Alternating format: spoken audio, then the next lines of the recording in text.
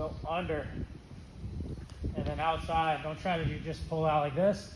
If you grab like this, you're gonna staple your biceps to the ground. Okay, so you don't want those elbows to flare, and keep the elbows in, and then let your hands go underneath, below the wrist, and then sweep outside.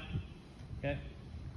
Once we sit up, open in the guard, sitting up, driving our hips in the lap. Make sure you grab that arm and pull it behind you. If you just like go over the back like this, it's not gonna work. Okay?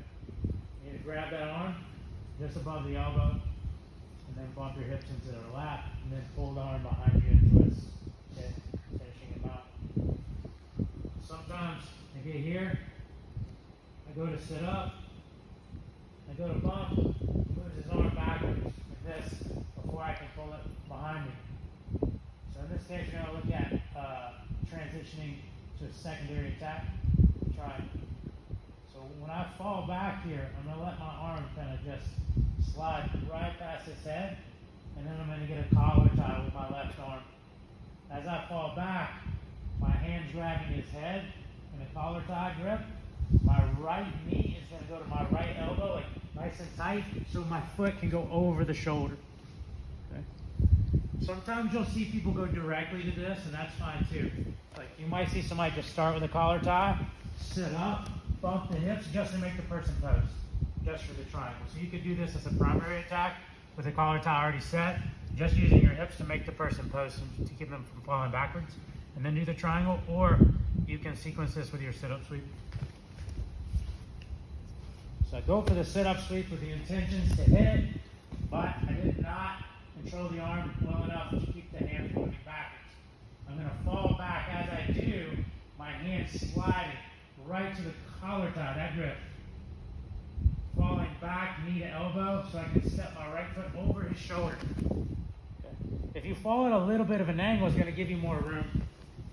When I fall back, if I fall back on my right side, I'm never going to get my right leg through there. So if you'll notice when I fall back, I kind of fall back over here, so I have plenty of room for my leg. Watch when I fall back over here onto the left side. Once I get here, across my ankles, I need to get his arm across. So I'm going to extend my hips, push his arm across, pull my hips back in. From there, I need to get an angle to lock it up. So I grab my shin. It's going to help control his posture, grab his head. Right now, my objective is to stop his posture. Now, I'm going to put my foot in his hip, keep my knee on his shoulder, and adjust and pivot until I can get my heel right on my knee here. Try to get my shin lined up with his shoulders. Okay. If I feel a little jammed up, walk into me. Okay, I can keep that foot on the hip, kind of press off of it. That's why I like the foot on the hip, because if the foot's not on the hip, he can keep walking, and lifting my hips off the ground. I want to be able to keep my hips a little bit lower here. Put my foot on the hip, walk on my shoulders, and then adjust my angle.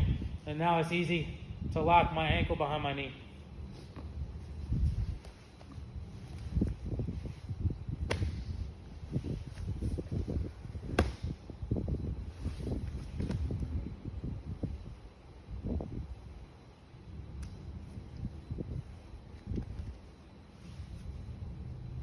When I finish, 2 hands on the head, pinch my knees together. Questions? So sit up, sweep to triangle. 1, 2.